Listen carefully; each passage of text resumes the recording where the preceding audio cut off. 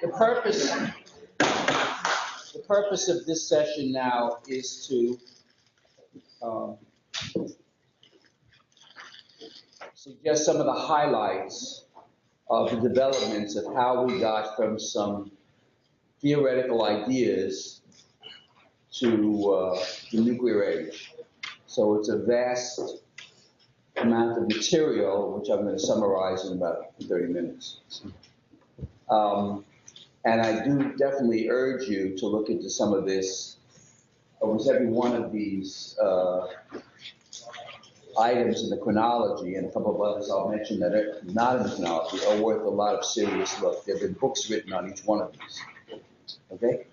So, of course, Einstein had written and published these 4 amazing papers in 1905 at the age of 26, while being a patent clerk in Switzerland and working on the papers, sometimes in his office and sometimes in his apartment. And one of the papers developed perhaps not the world's most famous equation, equals MC squared. But because Einstein made this amazing finding, it didn't mean necessarily that it had any practical application. And in fact, for many years, Einstein himself and others, Nobel laureates, did not think it could be converted in any way to something called atomic energy. So how did things develop? As is often the case, you've got some individual scientists working independently at different laboratories, doing experiments, mostly doing experiments, moving a ball down a path of which they weren't sure exactly where it led, but in the end, they were all hugely significant. And the first I'll mention is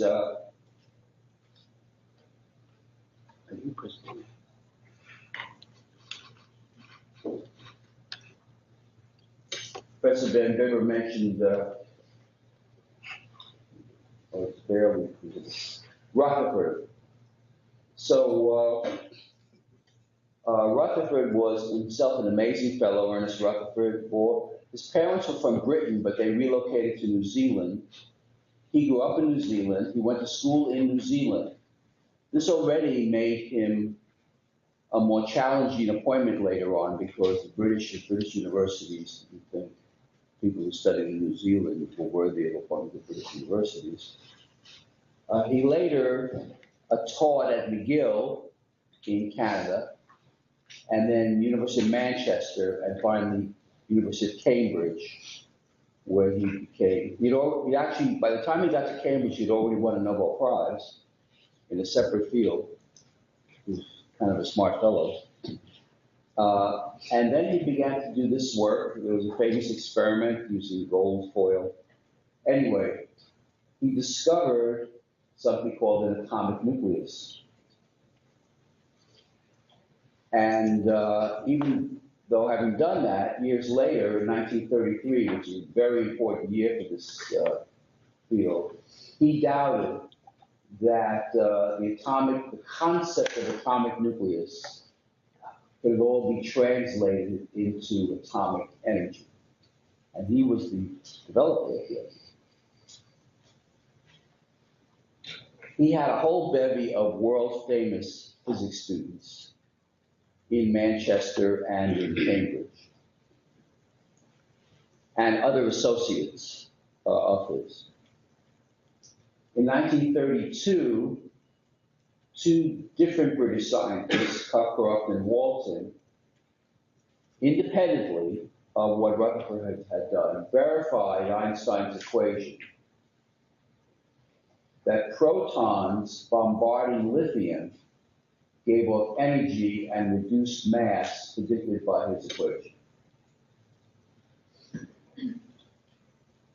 Because these ideas, Rutherford's ideas and Coke and Walton's ideas, are published in the literature. It's open. There's a scientific method. You submit your papers to peer-reviewed journals. They get reviewed, and then they get published. And slowly but surely, there's developing a small coterie of what you might call atomic physicists, largely in different European capitals. Not really in the United States.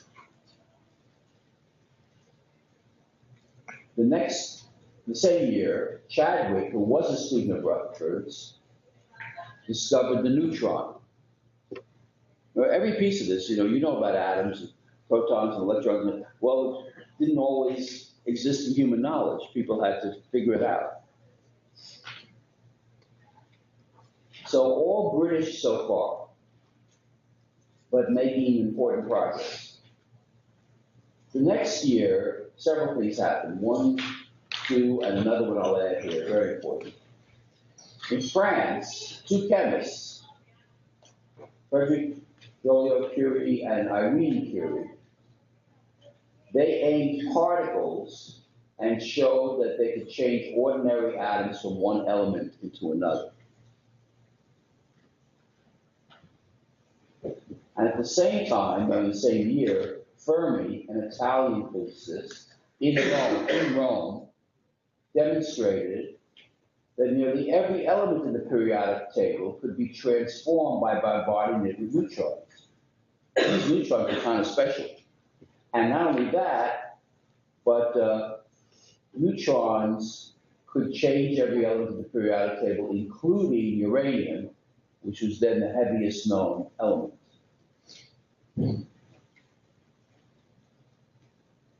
The final, really fundamental development in 1933, which is not cited here, was another physicist named Leo Szilard, a Hungarian, who would then move to Germany, but like many physicists in Germany, fled when Hitler came to power. Hitler came to power in January 1933.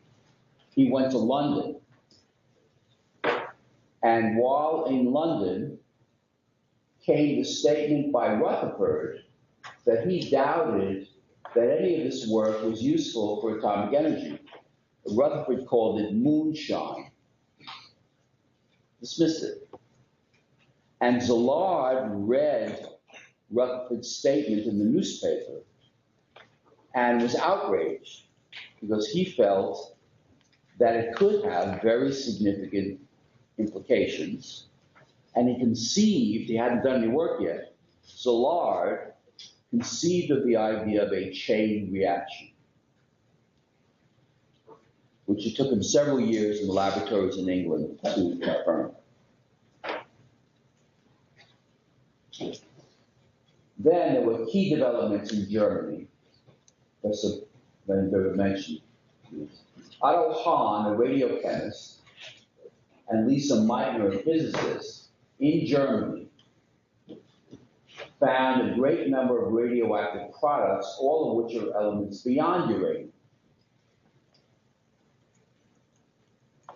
And that same year, Hahn and Strassman demonstrated that the uranium atom could be split by bombarding it with a neutron, demonstrating nuclear fission. This was hugely significant, and it was even more significant because they were Germans in Nazi Germany, and Hahn and I think Strassman were both members of the Nazi Party. By the way, Lisa Meitner was a key, maybe the most significant contributor to these ideas, but she was Jewish and fled and had to go to Scandinavia, and Hahn and Strassman dropped her from any authorship of this work, because they couldn't allow in Nazi Germany to claim that a Jew could have any role in path-breaking scientific research. There's been recent efforts to sort of reconstitute Lisa Meitner's path-breaking work and give her, Nobel Prize-like equivalency. She's been dead a long time. So all this work, from Rutherford in England in 1911 through Hans Strassman in 38 was done in the open, in the scientific literature, in these different European cities and capitals, Cambridge in the UK, Paris, Rome, Berlin, with small research groups. Now then, can we move this up? In 1940, two German-born scientists who had emigrated to Britain had noted the work of Niels Bohr. Niels Bohr was an eminent Danish scientist. Bohr had the insight that U-235 was a fissile isotope of uranium. It was the isotope of uranium that could be split apart by bombarding it with neutrons. Frisch and Perlis anticipated that if we bombard the U-235 nucleus with a neutron, it could release vast amounts of energy. And they put that in a secret memo to the British government. So this is the first real example of what you'd call today classified work in this area. The British were already at war with Germany. They were at war since September 1st, 1939, when Germany invaded Poland. And June 1940, there was the Blitz, and the Germans were mercilessly bombing London. So this was thought to be a hugely significant development, especially because the British thought, I think quite correctly, that if Hahn and Strassman knew about this as well and come to the same conclusion, that this would initiate a German nuclear weapons program, and once Hitler had the bomb, he'd use it on England and destroy them. Are you with me? So the British formed a secret committee, the MAUD, Military Application of Uranium Detonation, NAUD, that was populated by a number of Rutherford students and led by a man named Thomson, another famous physicist. And the MAUD committee did their own calculations, which concluded that U-235 could be separated and made to explode very dramatically. The MAUD committee was established by Churchill when he became prime minister after Neville Chamberlain resigned after the war had begun. So by this time, though, something interesting is happening. Between 33, that critical time when so many great developments occurred, and 41, just before the U.S. entered the war, some of the world's most famous physicists who could have been involved in the German program all fled Germany.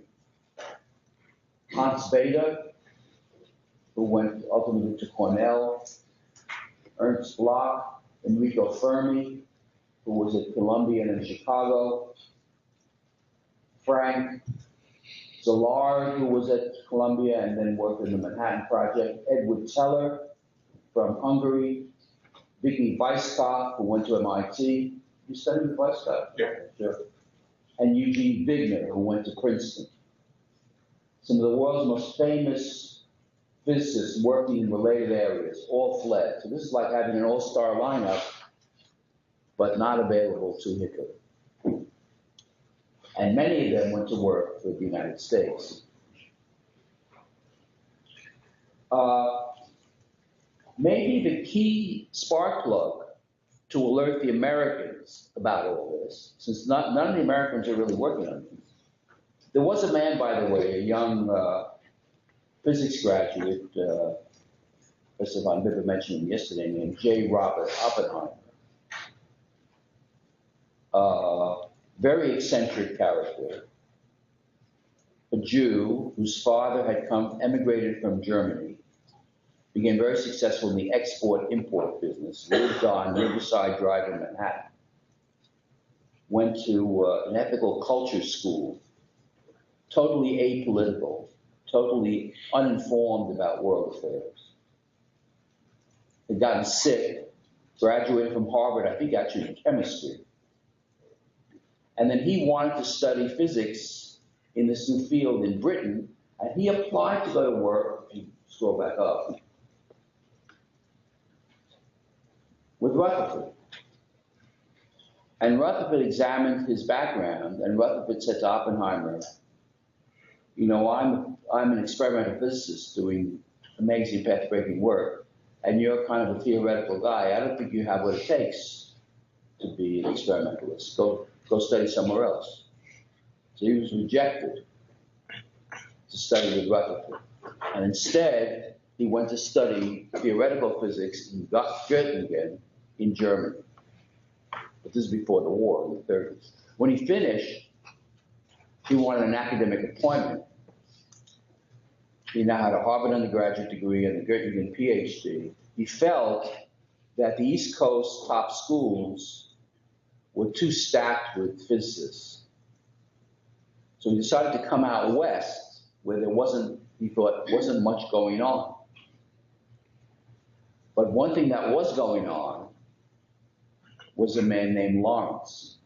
Lawrence was in the Midwest, religious Protestant, totally different societal background from Oppenheimer, world-class experimentalist, developed a cyclotron here in what is now Lawrence Berkeley Lab, won the Nobel Prize for that.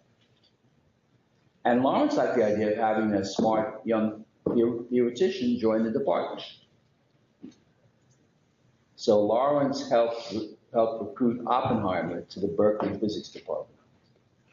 Oppenheimer had other interests, it's another separate story, but Caltech was also interested in Oppenheimer at the same time. So ultimately, Oppenheimer was given a joint appointment at Caltech and at Berkeley, and he commuted back and forth from Pasadena to the Bay Area, which wasn't so simple. There was trains and so forth and so on. And there they were doing their own work. Lawrence, experimental work, was on government advisory committees, very knowledgeable about the war effort. Oppenheimer, completely clueless, doing his theory work as the war clouds emerge in the West. Going back a little bit, Szilard, the Hungarian who was now in England and then he actually came to the US, he was at Columbia, based upon what he knew about what had happened, really thought that there was a possibility of a German nuclear program. He was very prominent, but he wasn't like world famous. So he consulted with another very prominent scientist, Edward Teller, Hungarian refugee, and they went out to visit Albert Einstein. Einstein himself had fled. He went from Switzerland to Germany and then fled Germany and came to the US and joined the Institute for Advanced Study at Princeton, where he spent the rest of his career. It was summertime, hot, no air conditioning in those days. People used to take time off, go to cool places. Einstein went to Montauk Point, the tip of Long Island, which in those days to drive there was like driving to the moon. So Szilard drafted a letter that Einstein, he hoped, would sign, alerting the government under Roosevelt that this was of paramount significance, that the research had gone to the point that the Germans could develop such a weapon, and that the US had to do the same so that the Germans wouldn't beat them to the punch. So there's a funny account of how Szilard and Teller, both Hungarian physicists, drive at the end of Long Island looking for Einstein in Montauk Point, couldn't find him. It's a comedy of errors. Eventually find him. Einstein, of course, is actually, I mean, he's the developer of the core idea, but he's oblivious to this, doesn't know about it. And then Szilard sits down with him, with Teller, and they explain the significance of what's happening. And they give the draft letter to Einstein and say, will you sign it? And he says, yes, I'll sign it. So that becomes actually, Szilard is the co-signer. It's the Einstein-Szilard letter, which is signed in August 2nd, 1939. They don't have direct contact with Roosevelt, they're just scientists, but they know a Wall Street figure named Alexander Sachs, who works for the premier Wall Street brokerage firm, Lehman Corporation, later Lehman Brothers, later to go under in the crash of 2008. And the letter urges the U.S. to begin its own research on atomic bombs. You can see there's nothing automatic about this. It's happenstance. Things are moving, but there's no grand force that's guiding the United States. Of course, between 39 and 41, a lot happens. The Germans take control of all of Europe. By June 41, they've invaded the Soviet Union. England has survived by the skin of its teeth, the whole other story, the Battle of Britain. The letter that went to FDR through Sachs doesn't go directly to FDR. It goes to a science advisor of FDR, who's not terribly interested in what they've said, and he puts it in a drawer.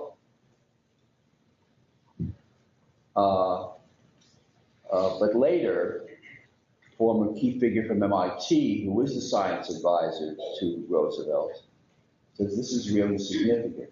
He brings it to Roosevelt's attention. 2 years later, that's Vannevar Bush. And based on Vannevar Bush's advice, Roosevelt agrees to greatly intensify bomb research. October 1941, 2 months before Pearl Harbor, Japanese attack, the U.S. then declares war on Japan. Then the critical mistake, Hitler, who was not involved in the U.S. attack on Pearl Harbor, Hitler declares war on the United States. Major mistake. He's now made two major mistakes. He's invaded the Soviet Union and he's declared war on the United States. So he's now going to fight a two-front war, which you don't do in military circles. To move forward.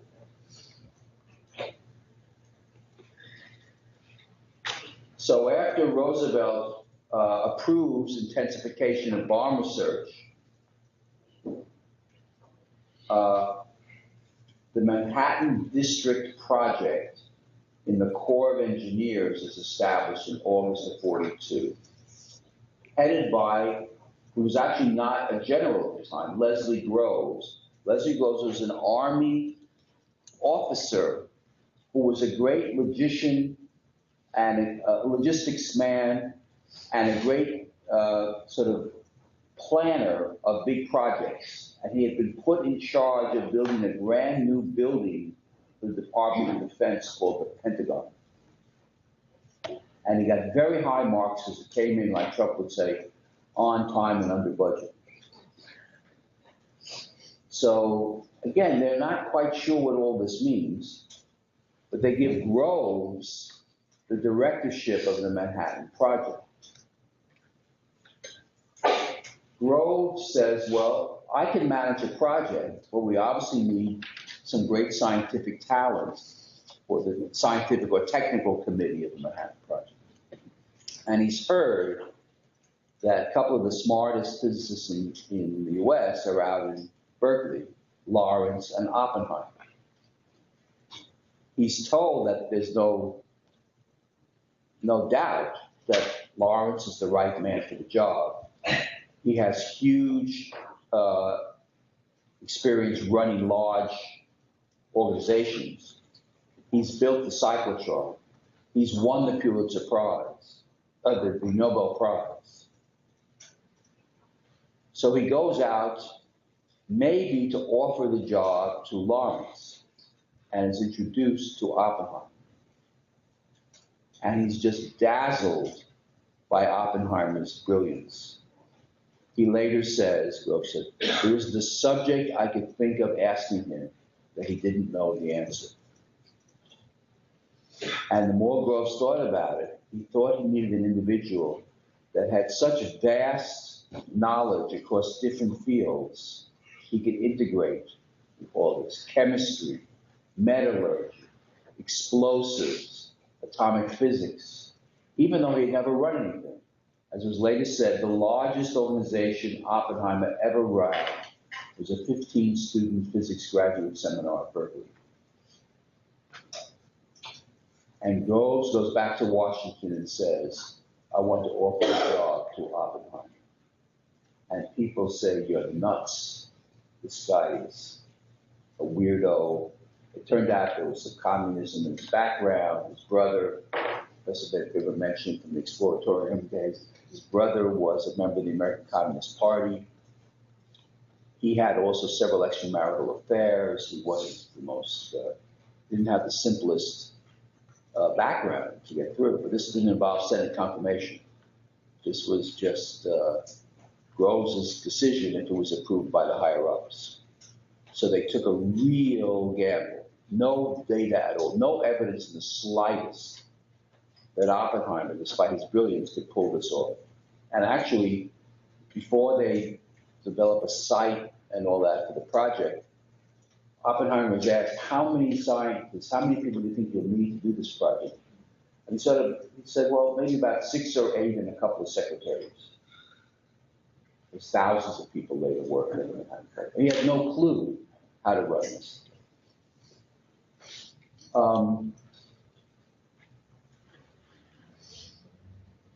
August 42, it started. October 15th, Oppenheimer was asked to head the scientific research project of the Manhattan Project. It's an amazing story how he organizes the Manhattan Project, the mistakes, the people he recruited. The best book by far on this is a massive tome, The Making of the Atomic Bomb, by Richard Rhodes, R-H-O-D-E-S. It's an amazing book. It won the Pulitzer Prize. It's beautifully written.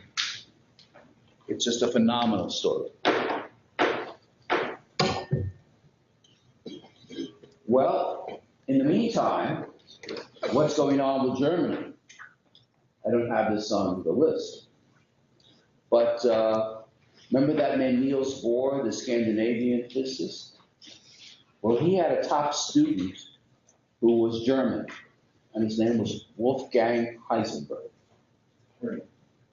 Werner. Oh, Werner Heisenberg. Werner. And Heisenberg was put in charge of the German atomic bomb program. Then something really weird happens in 1941 that has never been explained to this day. Germany controls Europe. Bohr is still in Denmark. Heisenberg makes a trip to see Bohr, his former professor. Bohr is well aware of what's going on in the path-breaking research in Europe, in Germany, and also possibly in the United States. What actually transpired at the meeting between Heisenberg and Bohr has never been completely revealed. It doesn't appear to be full documentation. It did lead years later to the writing of a play called Copenhagen, which appeared on Broadway, won many awards. And the question is, why did Heisenberg go to see Bohr? Did he go to see Bohr to tell him that as long as he, Heisenberg, was in charge of the German program, there's no way he would facilitate Germany getting the bomb? That he would never give it to Hitler? Did he go to Bohr because he needed some technical information to help facilitate getting the bomb? Or some other reason? Never fully explained.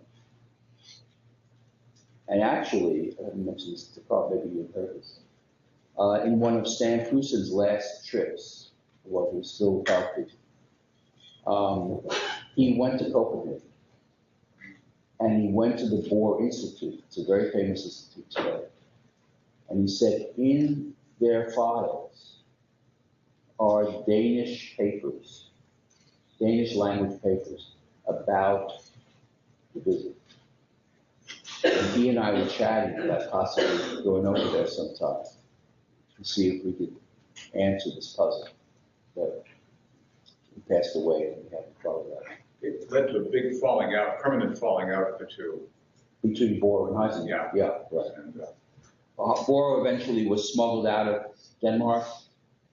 It's a whole separate, like James Bond type story, and came to the United States and was active on the program.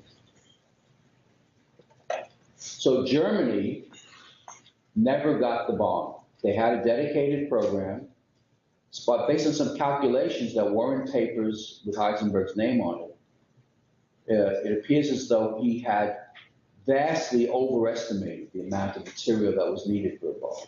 Now, was he doing that purposefully to mislead his superiors? Did he just make a poor calculation? Not known. If Germany had gotten the bomb, you guys might not be here. In any event, there was no successful German bomb program. The Japanese also had a small program that didn't get very far. In the meantime, Oppenheimer and these top scientists kept plunging away on what they needed to do. And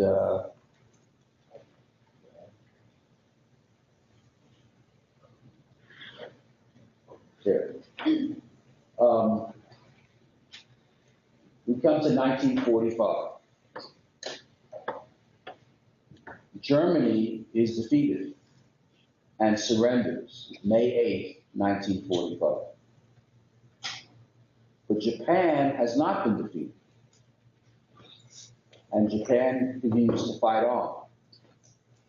And the U.S. has offered to stop fighting if Japan would surrender unconditionally, no terms, no conditions of any kind. And Japan refuses, rejects the offer. By that time, Oppenheimer and Groves tell the president, Roosevelt had died in April 45. Truman is now the president. Truman, a former haberdasher, hat salesman, whose store failed. He had also failed in farming. He went to see a Kansas City politician and he says, I can't seem to do anything. They said, great, you're perfect for politics. He ran for a couple of offices, then he wound up as a senator. And then when the 1944 presidential convention was deadlocked over who should be Roosevelt's running mate, they said, why don't we select Harry? No one would be object to him. He doesn't know anything. So Truman was the vice president in 1944. Truman was never briefed on the bomb program by Roosevelt. He knew nothing about it. To the day Roosevelt died in Warm Springs, Georgia, in April 1945. And then the scientific and military brass briefed new President Truman that they had this bomb. Truman never went to college. He was an Army captain in the First World War. It was his only trip to Europe. He was a fairly provincial fellow. By the time after the Germans had been defeated, it was decided that there should be a summit meeting. There had been several summit meetings among the British, Russians, British, Soviets, and Americans. There had been a famous one at Yalta in Crimea. Now the Germans are defeated, the Japanese are not, and they decide to hold another summit meeting in Potsdam.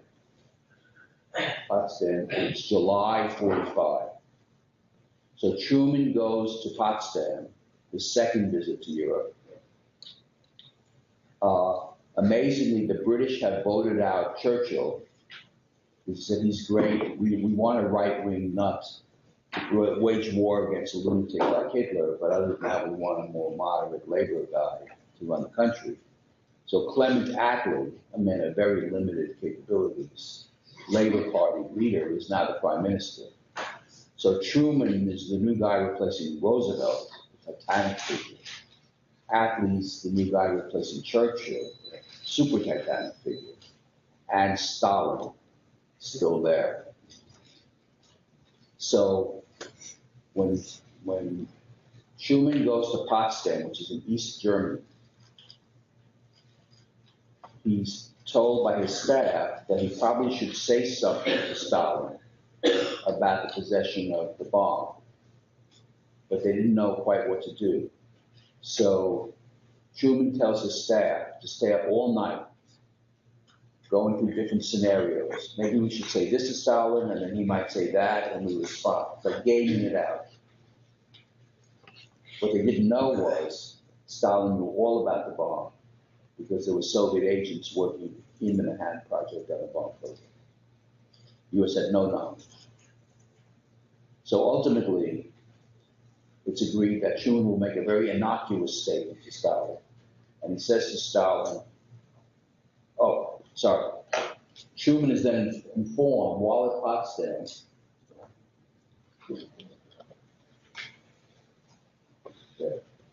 Truman is in Potsdam, July 16, 1945, when back in the Manhattan Project, which was set up in Los Alamos, New Mexico, in the desert, they have a test in Alamogordo, and it works. The first bomb worked. So that information is sent to Truman before his next day meeting with Stalin. And the next day, Truman says to Stalin, we have a new weapon that could end the war. By the way, at this time, the Soviet Union had not even declared war on Japan. They were neutral. They gained out, Stalin says this, Truman says that. Stalin says this, Truman says that. Stalin says this, Truman says that. What they didn't gain out was Stalin saying, good, use it. Truman was sort of dumbstruck. He didn't say anything to Stalin. So that's what happened July 16, 1945. Then there were two types of bombs. One was a gun-type bomb, and one was based on a very different principle. The one on the different principle was more challenging, and Oppenheimer wasn't sure it would work. That was the one tested at Alamogordo, an implosion design, plutonium device. Oppenheimer said, although we've never tested the gun type, we know with certainty it will work.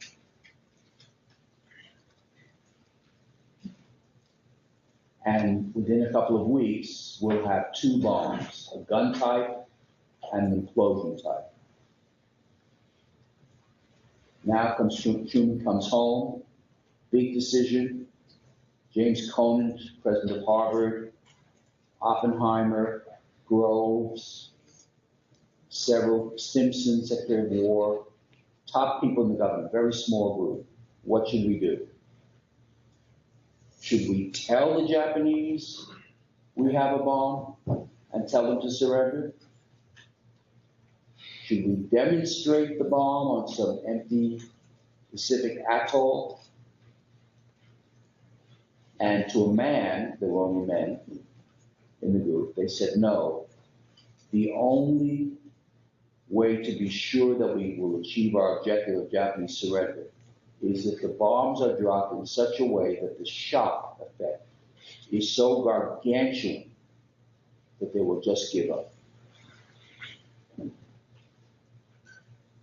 They said, well, we have two bombs. Should we use one bomb and then wait to see their response? Decision is made, no. Use both bombs. One bomb was dropped on Hiroshima, August 6, 1945. 70,000 people died immediately, maybe 170,000 total. It's a gun-type device, never previously tested, in the 13 to 18 kiloton range. 2 days later, 2.5 days later, the time changes, 3 days later, August 9th, the second bomb is dropped on Nagasaki. 40,000 people dead immediately, 80,000 total. Batman, the implosion design, this is the same thing as the Alamogordo test. I was with a man who was with MacArthur after the Japanese surrendered, which was just within a week later, who went to try to get to Hiroshima. And he said you couldn't get there because you drive on a road and you come to a gigantic mound of dirt. There was no center of Hiroshima. And the Japanese High Command ordered people to go to Hiroshima after the first bomb, but before the second one, to see what had happened. They didn't know what the hell was this thing. So they never were able to find out. Obviously, it was a terrible thing. There was terrible destruction there, but they didn't know the details of what had happened. And then comes the second bomb. And the message from the Americans is, we will keep doing this until you surrender. We had no more bombs. The next bombs would be available in November. It was a bluff. But there was already a plan to invade the Japanese home islands in November 1945, led by MacArthur. And the estimates were there could be 500,000 Americans killed in the invasion of Japan, because the Japanese would fight for every bathroom, every toilet. They're fierce fighters, tremendously capable fighting force. And to fight for their homeland, they do everything imaginable. So the prospect of invading the Japanese home islands and having many, many American casualties besides all the Japanese was a very daunting prospect for Truman.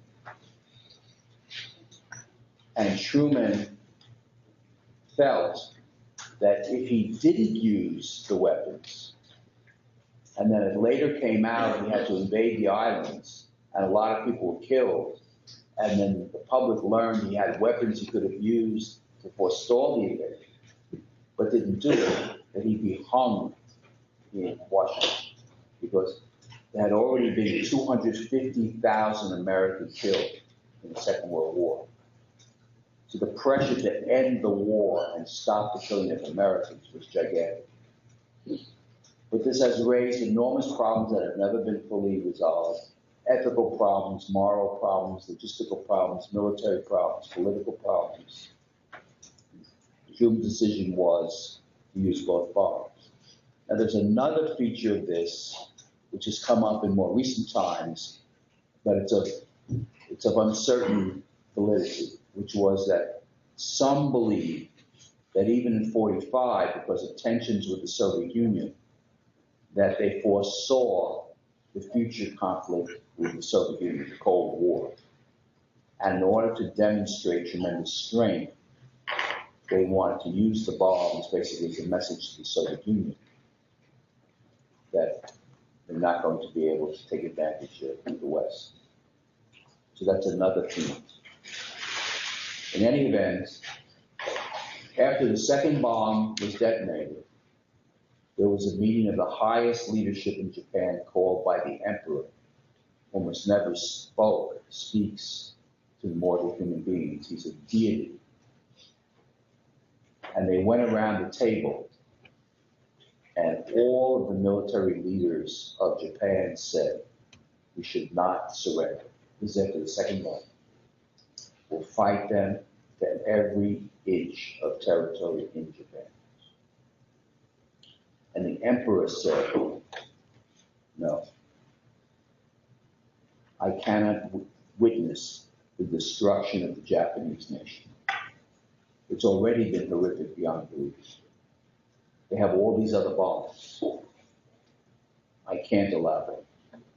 So they sent a message back that they would surrender unconditionally, but not quite unconditionally. The condition was that the emperor will remain the titular leader of Japan.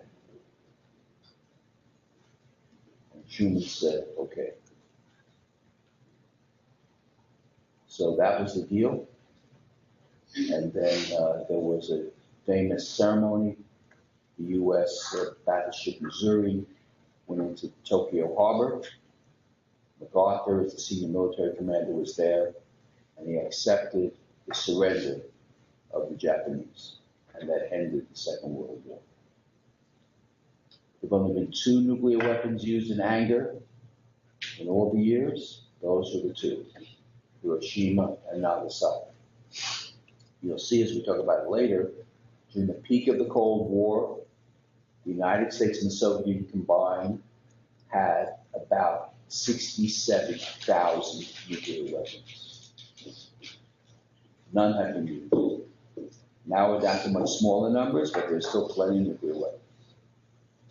Tom Schelling, a very famous nuclear strategist who won a Nobel Prize in economics for his work, coined the term, we must maintain tradition of non-use as the best bet to save the civilization. Tradition of non-use. And the question to you is, are you able to preserve that tradition? Not obvious.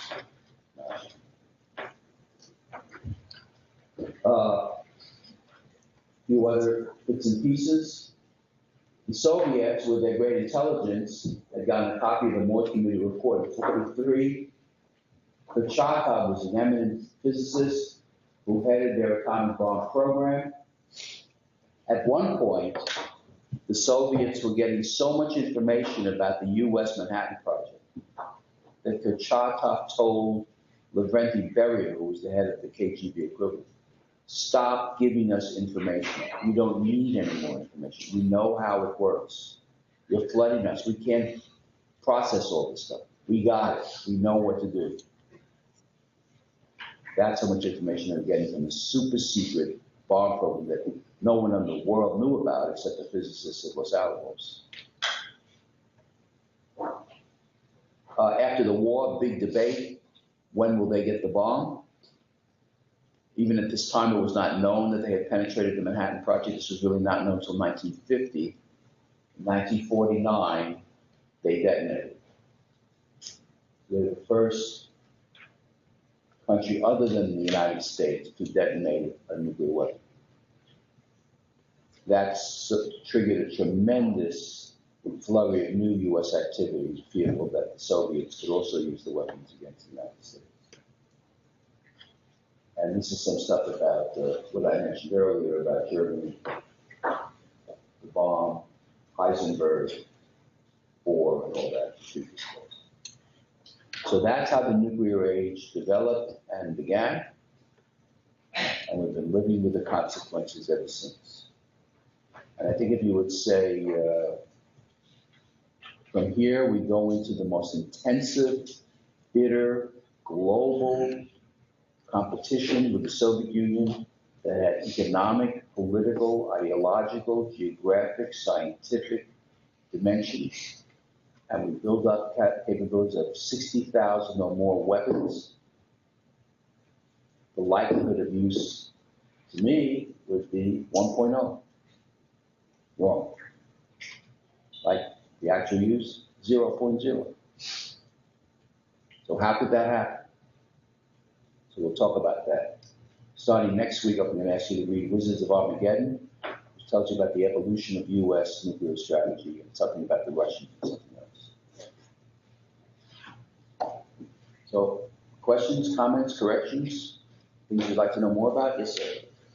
So my book of Wizards of Armageddon isn't shipping until like 2 weeks from now. You can get it on Amazon in 2 days. Really? That's where I bought it from. You can get it on Kindle as well on Amazon if you guys have the Amazon e-reader. So I just read it on my laptop.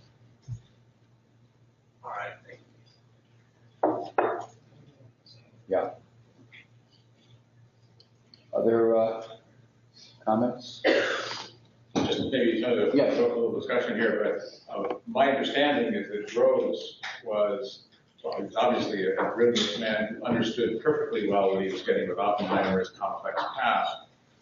And was persuaded by the scientists against all the judgment of the security people that if they weren't going to make rapid progress, they would take all of these people who nowadays would by no means get security clearances, and a very important concept in the business of classified work, what was called compartmentalization. They would take down all the compartments. In other words, normally in a project, of the highest sensitivity, these scientists work in here, but they don't quite know why or how this matches up to some other component of the project, simply to limit the damage if there's a breach. Here, scientists said, no, you have to explain to us the big picture, and there can be no compartments. We have to be able to, hydrodynamicists need to talk with high explosives people, we need to talk with the metallurgists, we need to talk with, and that way we'll make the most rapid progress. And Prof said, absolutely right. And Rose served as a shield against the bureaucrats. He said, let them do it my way, and we're going to do it the scientist way. Right. And of course, he knew. We'll go up. Yeah, they knew that they were that it was rife with, the Rosenbergs, and Right. that was they knew there was espionage going on. Another point that I didn't mention, if the British were really in the lead, if they knew the military applications of uranium detonation, if they had the Maud Committee, if they were fighting the Germans, why didn't they build the bomb themselves? U.S. was neutral. U.S. wasn't in the war. Why? My guess would be that they just couldn't afford to do that while being under bombardment. Right. They didn't have the resources to build that kind of, to support that kind of project. They were being bombed by the Germans. They needed, in a way, for it to be done in sanctuary, which was the United States. The U.S., other than Pearl Harbor, was not being hit, did not get hit Germany. The U.S. had much greater financial resources, human resources, industrial resources, because there was a big mobilization. There were a lot of different manufacturing activities that were involved in building this bomb. And I can tell you, there were very intense discussions in Britain before they made the decision to do that. They did not want to give up that information to the Americans, except because they had no choice. Yes. Josh. The Soviets had spies in the Manhattan Project. Right. Did they have a concurrent program? Or did they? The Soviets began the program in '43, about a year after the U.S. program. But you see, the advantage of having that espionage information was, as you know, in science and in engineering, you try a lot of things. A lot of them are blind alleys. You waste a lot of time, you spend a lot of money. Well, if you see these guys are moving in the right direction, you don't have to spend a lot of time on blind alleys. So it's greatly narrowing the scope of your capability, of your activity, because you see that they're making progress toward the bomb. So it might have accelerated the Soviet program several years. I may add that this Rhodes book is good, but that was written in the 80s. He wrote a second book in the 90s called Dark Sun, which is about the development of the thermonuclear program, the hydrogen bomb. At that point, after 92, the fall of the Soviet Union, the Russians said, take a look. They opened up the files of the KGB to the whole world. That's when we had this treasure trove of what did the Soviets know? How did they know it? It was unbelievable. I'm sure you talk chapter and verse about this. That's when we knew exactly what was going on the Soviet side of the fence. But My comment about the Russians is they do two things better than any other people in the world. They keep secrets and they steal secrets. There's nobody better in the world at either of them. What they do with it, that's another matter. Yes. Also, if Britain was going to develop nuclear weapons at that point, they also don't have as much land which they could potentially test. They don't have vast swathes of desert. Absolutely. They don't have any of the characteristics which the U.S. did have. That's why they very, very reluctantly agreed to tell the Americans.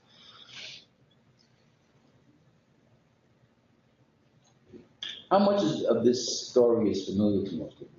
Oh, so I just was boring you.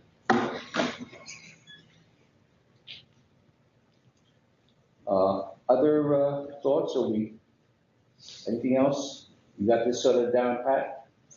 How many did watch the documentary, Day After Eternity? You should see it, it's riveting, absolutely riveting. Right. And then the Copenhagen is available on YouTube, the whole thing, like so many things today. Right. Daniel Craig plays Murder, I forget what it does. Might have been Leon Neeson or something like that. He plays Niels Bohr. Yes. It's with the advantage that the Soviets had from having sort of a path more clearly defined from the intelligence. Is there any explanation as to why it took the American program only 3 years, but then the Soviets took 6 years with more information about where to start? One thing, it's still hard. You remember, there's one thing, you can have the concept. It's another thing to produce the actual weapon, 95% of which is not nuclear. You have to machine everything to tremendously fine tolerances. You have to put the package together. They didn't have full knowledge of that.